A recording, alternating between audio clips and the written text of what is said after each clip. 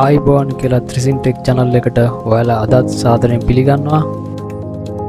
අපේ channel එක තාමත් subscribe කරලා නැත්නම් දැන්ම subscribe කරලා අපහ දිගටම රැඳී සිටින්න. එකනකේ desktop background එකට video wallpapers දාන්න පුළුවන් application කීපයක් ගැන අපි මේ වීඩියෝ එකෙන් කතා කරමු. පළවෙනි application එක තමයි vpings කියන application එක. අදාළ vpings software එක internet එකෙන් download කරලා install කරගත්තට පස්සේ application එක open කරලා කරන්න තියෙන්නේ සරලව මේකේ default videos background wallpapers උත් දීලා තියෙනවා. ඒවා මේ විදියට set as wallpaper කියලා apply කරගන්න එක විතරයි.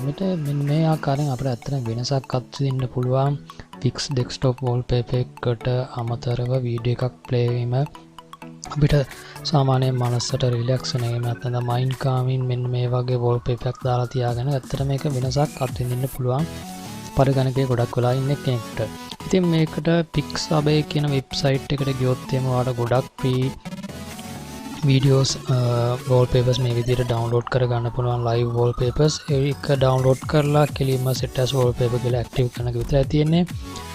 මේ වගේම තවත් software දෙකක් ගැන මෙතන අපි කතා කරන්න යනවා. මේ vping software එක ගොඩක්ම user friendly software එකක් කියලා කියන්න පුළුවන්.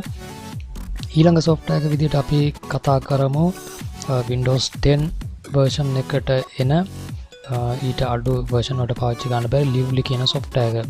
මේක ඔයාලට lively website එකට ගිහිල්ලා download කරලා මේ විදිහේ ක්‍රියාකාරීත්වය ගොඩක් සමානයි download section එකෙන් download කරගෙන කලින් අපි vping software එක බැලුවා වගේම videos add කරලා desktop background එකට play කරගැනීමක් පුළුවන්. ඊළඟ දේ තමයි desktop hut කියන software එක.